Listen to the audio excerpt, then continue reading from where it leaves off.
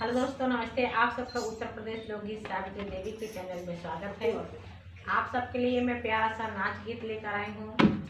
हमारे चैनल को लाइक कीजिए, शेयर कीजिए, सब्सक्राइब कीजिए, बहुत ज़्यादा से ज़्यादा सपोर्ट कीजिए। सभी दीदियों से मेरा यही निवेदन है और कमेंट बॉक्स में जरूर से जरूर बताइएगा। धन्यवाद।